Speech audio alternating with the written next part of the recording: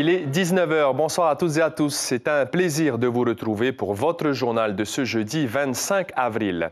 Voici les informations que nous allons développer. Un couple a été jugé aujourd'hui pour avoir tenté d'importer 189 grammes d'ice en février dernier depuis les États-Unis. Une troisième personne qui serait le commanditaire est impliquée. Déjà condamné pour trafic d'ice, il donnait ses instructions depuis sa cellule à Tatoutou. À l'Assemblée de Polynésie, aujourd'hui, les commissions législatives ont été réorganisées. Sur les 9 commissions, 5 présidences ont été renouvelées. Les détails à venir dans cette édition. Il a été greffé du cœur le 21 avril 2004. 20 ans après, Francis Gazo est en pleine forme et la promotion du don d'organes, il en a fait son moteur. Ce soir, il est notre invité. Avec lui, nous parlerons de sa nouvelle vie, de ses défis à venir et bien sûr du sujet du don d'organes. La culture et la littérature à la conquête des élèves de la côte est de Tahiti. C'est à l'occasion d'un salon du livre qui a débuté aujourd'hui à la Pointe Vénus à Mahina. L'événement se poursuit jusqu'à samedi. Pour en parler, nous recevons en plateau Gilda Veiho, conseillère pédagogique. Merci d'être avec nous au tribunal de Papeete. Aujourd'hui, un couple au casier vierge, bien inséré socialement et professionnellement, était jugé pour une affaire d'ice. En février dernier, ils ont tenté d'importer 189 grammes de méthamphétamine depuis les États-Unis. Tous les deux avaient été arrêtés à Los Angeles juste avant d'embarquer pour Tahiti. Mais surtout, le commanditaire passait ses commandes depuis sa cellule de Tatoutou. Les détails avec Lucille Guichet et Juan Potoru. C'est la particularité de cette affaire. Les instructions auraient été passées par appel visio depuis la prison de Tatoutou. Le prévenu servant tantôt d'intermédiaire, tantôt de nourrice et puis de mule.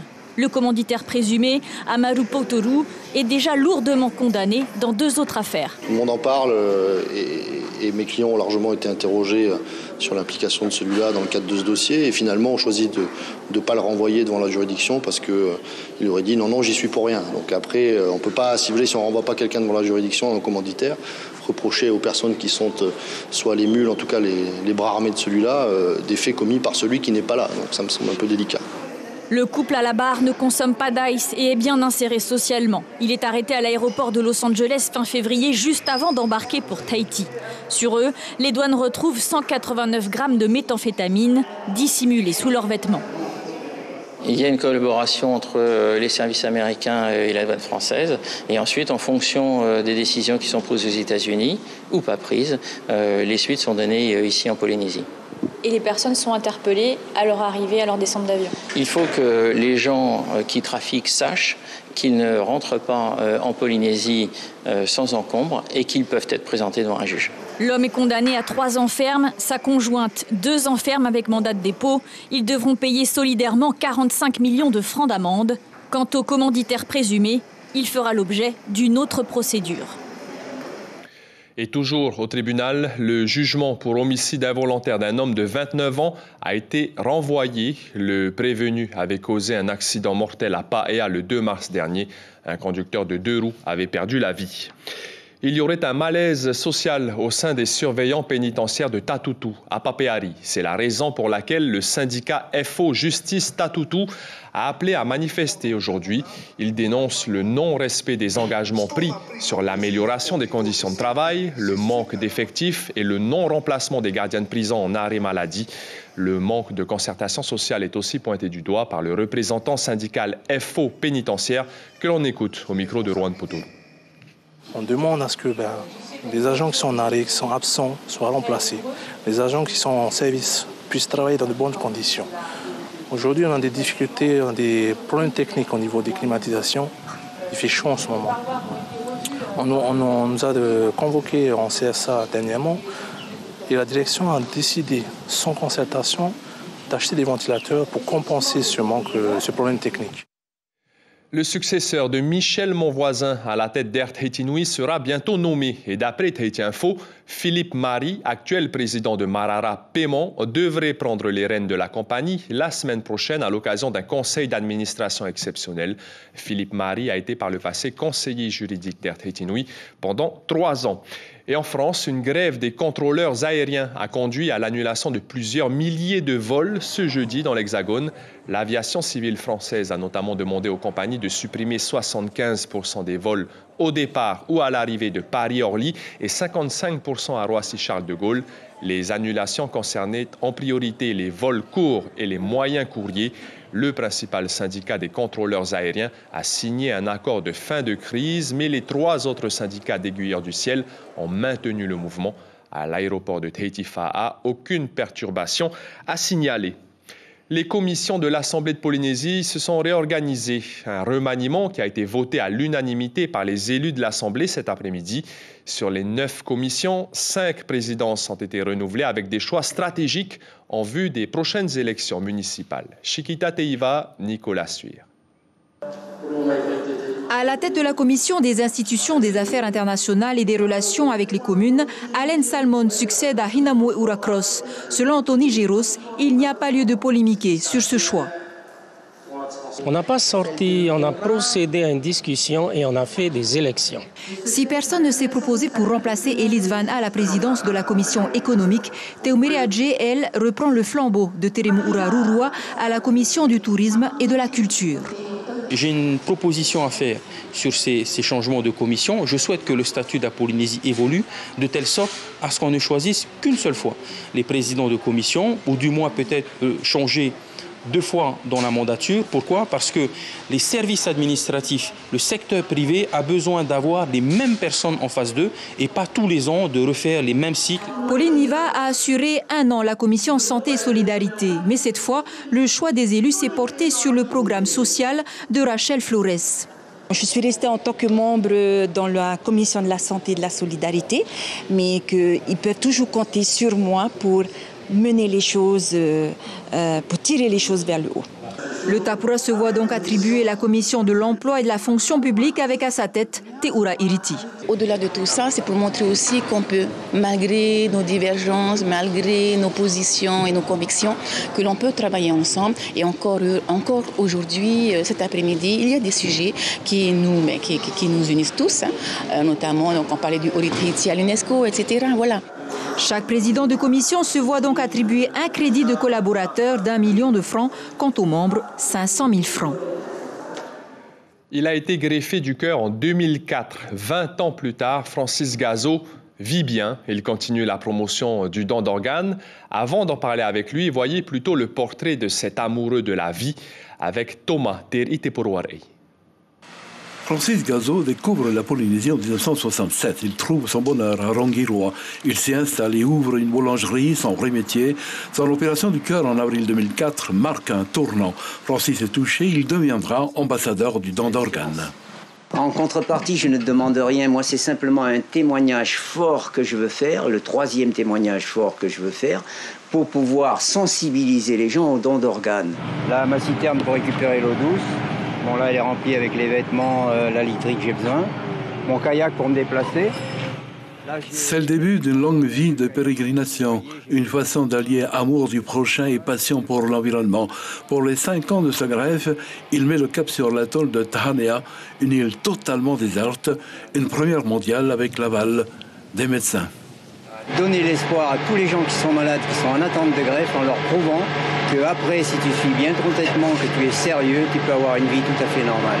En 2016, il choisit l'île de Clipperton pour assouvir sa curiosité et son envie de nature, avec pour seul voisinage celui de la faune et de la flore. Prendre la température de l'eau, je peux le faire. Prendre des photos de l'érosion des sols sur 1 an, je peux le faire. Prendre la population des oiseaux, des crabes et tout ça, je peux faire plein de choses sans être un scientifique, mais un amoureux de la nature. À ce jour, loin du cœur, loin des yeux, Clipperton est hors d'atteinte. Question d'autorisation administrative. Et Francis Gazo est avec nous en plateau. Bonsoir Francis. Bonsoir Mariké, Yorana, la Polynésie. Et merci d'avoir accepté notre invitation. Vous avez été greffé le 21 avril 2004. 20 ans après, vous n'avez jamais eu de complications. Et aujourd'hui, on peut dire que vous êtes en pleine forme, à 81 ans. Tout à fait. Enfin, j'ai 20 ans plusieurs fois, disons.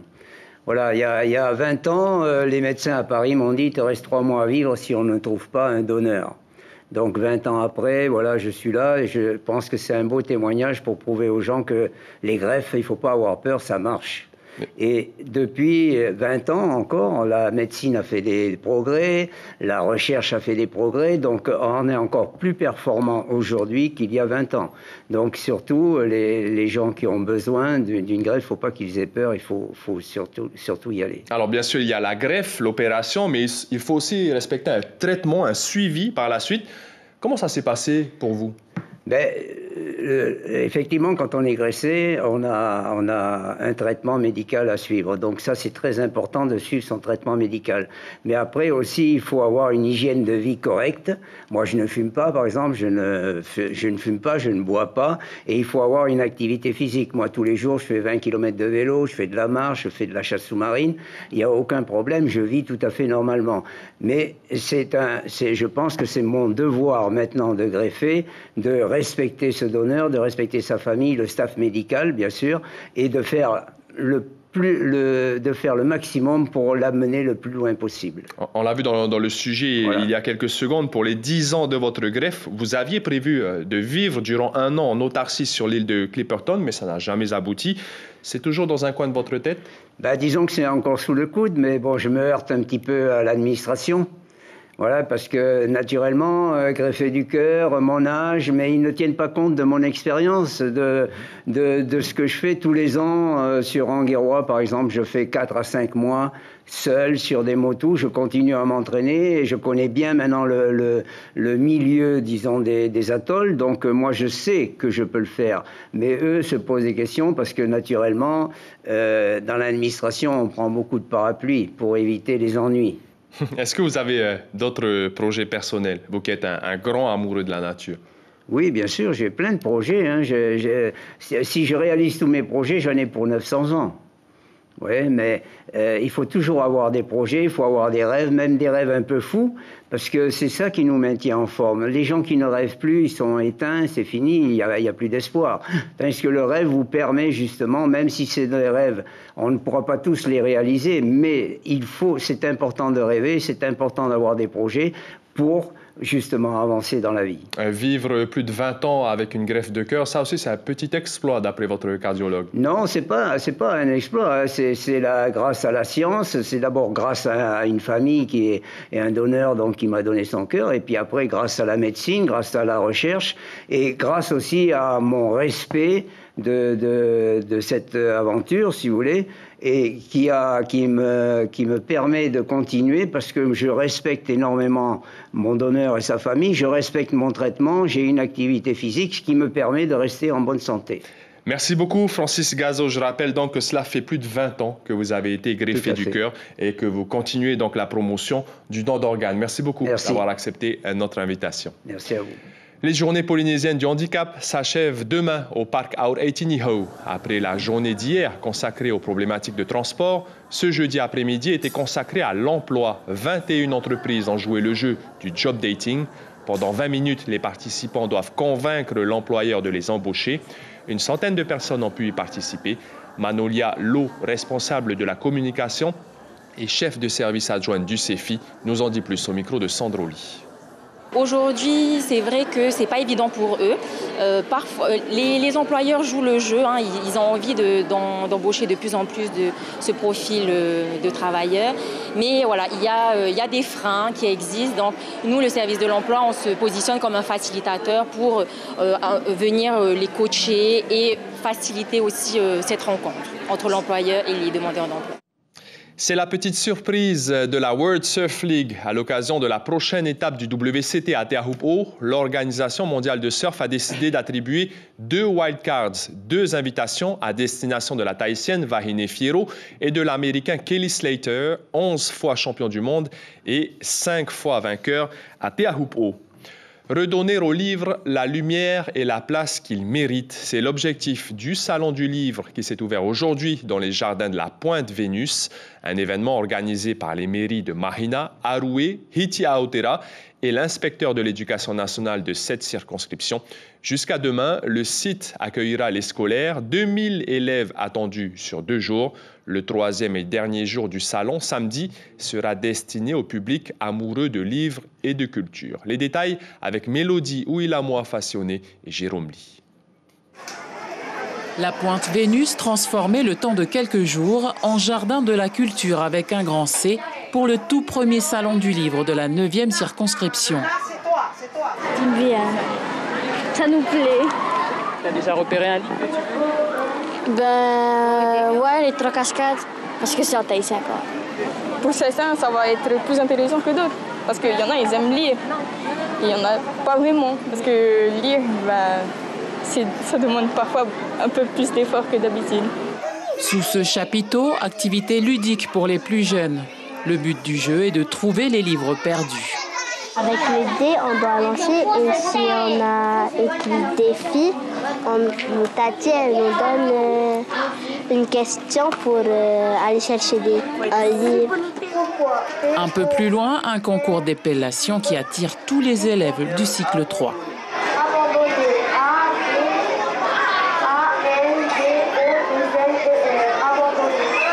Des livres partout, des histoires, des mondes déclinés en chant, en danse, en images, trésors intemporels accessibles par la lecture.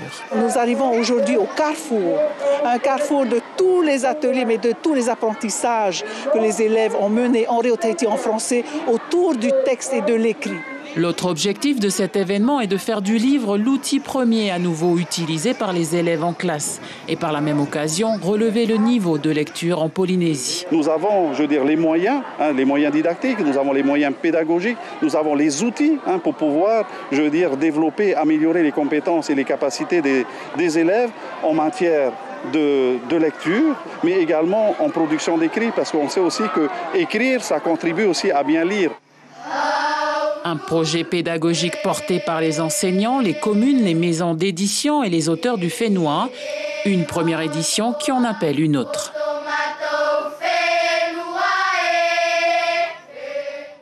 Et pour parler du Salon du livre de la côte Est, plus en détail, nous recevons la conseillère pédagogique Gilda Veiho. Bonsoir. Bonsoir Marouki. Merci d'avoir répondu favorablement à notre invitation. Première édition de ce Salon du livre de la côte Est. Près de 2000 élèves sont attendus. Pourquoi avoir ciblé particulièrement la 9e circonscription, Aroué, Mahina, Hitia, Aotera? Il faut savoir que c'est la circonscription qui est sous la tutelle de l'inspecteur Mona Greg. Et Mona Greg est justement entouré d'une équipe de circonscription, la nôtre. Et donc, chaque inspecteur a en charge la gestion et le pilotage pédagogique de toutes les écoles de sa circonscription. Et nous, justement, notre circonscription est délimitée géographiquement par 3 communes, Aroué, Mahina et Hitia Aotera. Mais il faut savoir que les actions que nous menons dans notre salon du livre, ce sont exactement les mêmes actions qui sont menées dans toutes les écoles de la Polynésie française. Et ça inspire d'autres circonscriptions, donc? Il y a des circonscriptions qui mènent des salons du livre, mais nous avons voulu faire différemment. C'est-à-dire qu'on a voulu associer les associations culturelles à notre salon du livre. Il faut savoir que le jeudi et le vendredi, c'est le scolaire, mais le samedi, c'est aussi très important parce que nous avons décidé de rendre hommage à Patrick Amarou. Or, Patrick Amarou se décline le jeudi comme l'enseignant. Patrick Amarou se décline vendredi comme l'engagé littéraire et samedi, parce que ça continue cet hommage, c'est vraiment l'engagé associatif. Une toute dernière question pour une réponse rapide. Pour les enfants des familles aux revenus modestes, est-ce que des dispositifs pour obtenir des livres existent? Il y a beaucoup de dispositifs qui sont mis en place par les écoles déjà et par les équipes pédagogiques. Mais il faut savoir que ce qui est le plus important, c'est que quels que soient les dispositifs, ce qui est important, c'est vraiment l'accompagnement que font les parents et que font les enseignants autour du livre pour ces élèves-là. Parce qu'on a beau leur proposer tous les dispositifs, les subventions pour les bibliothèques, la mise en place, la dynamisation des bibliothèques, que ce soit dans une commune ou bien dans une école, si cet accompagnement n'est pas fait et si la sensibilisation de l'objet livre et surtout la nécessité d'accéder à la littérature pour pouvoir grandir, parce qu'aujourd'hui, il faut savoir que nos élèves ont besoin de cette littérature pour pouvoir décider demain de l'avenir qu'ils veulent. On ne peut pas se positionner sur ce dont on a besoin pour notre avenir si on ne va pas vers l'écrit. Le Salon du livre de la Côte Est, c'est donc jusqu'à samedi du côté de Marina. Merci beaucoup, Gilda Veijo, d'avoir répondu à nos questions. Demain, le colonel Frédéric Guerlinger, chef de corps du RSMA en Polynésie française, sera l'invité café de la matinale radio. Il viendra parler de la journée portes ouvertes du RSMA prévue samedi à Aroué et des opportunités de formation pour les jeunes intéressés. Une application mobile de covoiturage va être mise en service en Polynésie le 15 mai prochain. Le développement de cette nouvelle plateforme a coûté 49 millions de francs CP, subventionnés par le pays. L'application Ouigo avait reçu le prix Innovation Outre-mer 2023 et était finaliste du programme Propulse. Le passager pourra se déplacer gratuitement après s'être inscrit sur la plateforme. Quant au conducteur, il percevra 10 francs CP par kilomètre via l'application. Atia et Atiaturi, avoir confiance en l'avenir, c'est le nom d'un projet mené par les étudiants en 3e année de licence Infocom de l'ICEP pour valider leur diplôme. Il est donc prévu de produire 3 clips de prévention et un reportage et d'organiser une exposition photo. Tout cela pour sensibiliser la jeunesse sur leur choix d'avenir. Les détails avec Reihe Nadjarian et Mirko Vanfou. Silence, moteur, ça tourne. Action. Ils ont tâté le terrain et joué les reporters le temps d'un projet. Sur ces images, on peut les voir en plein tournage d'un clip préventif de 3 minutes destiné à la jeunesse. On a eu des planifications avant les tournages, ensuite on a eu des périodes de tournage et ensuite on est parti au montage. On est passé dans la plus longue partie, on va dire, c'est le montage.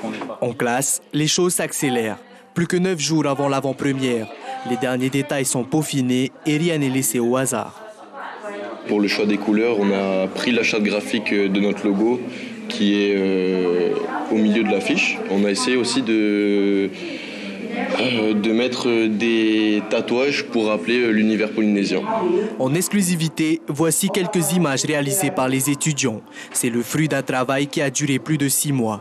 La famille, le social et la scolarité sont les axes traités par les élèves.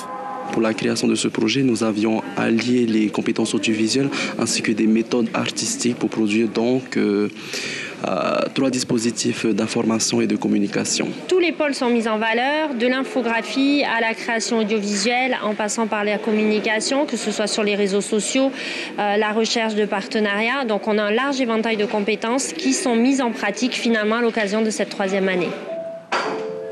Pour en savoir plus, il faudra patienter jusqu'au 3 mai pour découvrir ce projet qui inclut 3 clips de prévention, un reportage et une exposition photo. L'information principale de ce jeudi 25 avril, c'est la condamnation d'un couple pour tentative d'importation de méthamphétamine. Ils avaient été arrêtés aux États-Unis avec 189 grammes d'ice. L'homme a été condamné à 4 ans de prison, dont 3 ans ferme. Sa compagne, elle, a été condamnée à 3 ans d'emprisonnement, dont 2 ans ferme. Sur les 15 derniers mois, 50 kilos d'ice destinés à la Polynésie ont été saisis par les autorités américaines. Dans votre petit écran ce soir, après Pauaura, 2 épisodes de la saison 6 de Queen Sugar. Puis à partir de 22h, ce n'est pas noté, mais il y aura un épisode de la série The Informer. Pas de Tahiti Info, malheureusement, à l'heure où l'on se parle. C'est donc la fin de ce journal. À partir de demain, retrouvez Cybèle Plichard jusqu'à la fin de la semaine. Quant à nous, on se quitte sur une répétition de gospel. Un concert sera donné demain soir à l'église Saint-Étienne de Punaauia. Concert dirigé par une chanteuse américaine, Monique B. Thomas. Merci de votre fidélité. Passez une excellente soirée et prenez bien soin de vous.